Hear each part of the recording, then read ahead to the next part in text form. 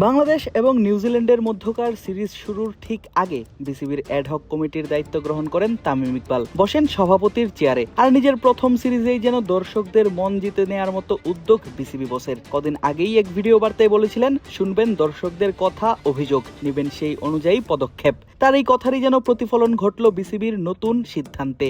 মাঠের আকাশচুম্বী খাবারের দাম নিয়ে যে অভিযোগ, খেলা দেখতে যাওয়া ভক্তদের বহুদিনের, তারই যেন প্রতিকার মিলছে এবার। দেয়া হলো খাদ্যের নতুন মূল্য তালিকা।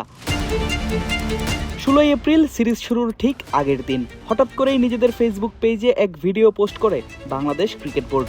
সেখানে কথা বলতে দেখা যায় বিসিবির নতুন বোর্ড প্রেসিডেন্ট তামিম ইকবালকে, যেখানে তিনি বলেছিলেন, বিভিন্ন বোর্ড এসে ক্রিকেটার, কোচ এবং স্টাফদের কথা ভাবলেও দর্শকদের কথা ভাবেনি কেউ।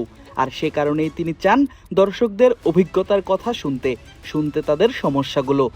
5+ স্টার রেটিং প্রাপ্ত দেশের সর্বোচ্চ বিদ্যুৎ সাশ্রয়ী ওয়ালটন এসি স্মার্ট কমফোর্ট এখন নেক্সট লেভেলে। পাশাপাশি এটিও জানিয়েছিলেন, বোর্ড কর্তাদের কেউ কেউ উপস্থিত থাকবেন গ্যালারিতে, দর্শক সারিতে। তারা শুনবেন দর্শকদের সমস্যা আর সরাসরি এসে সেগুলো রিপোর্ট করবেন তামিমের কাছে। সেই সমস্যার কথা শুনেই হবে সমাধান। শুধু তাই নয়, প্রথম দিন থেকেই রাখা হবে ফ্রি পানির ব্যবস্থা। সেই কথার সত্যতা পাওয়া যায় প্রথম ম্যাচেই। দিনের আলোতে খেলা, সেই সঙ্গে গ্রীষ্মের প্রচণ্ড তাপদাহ। ছাদ ছাড়া গ্যালারিতে রোদের মাঝেই খেলা উপভোগ করেছেন দর্শকরা। আর তাদের জন্য বিসিবি থেকে রাখা হয়েছিল ফ্রি পানির ব্যবস্থা। সেই ভিডিও নিজেদের পেজে আপলোড করেছিল ক্রিকেট বোর্ড। দর্শকরাও বলেছিলেন কতটা উপকৃত হচ্ছে তারা।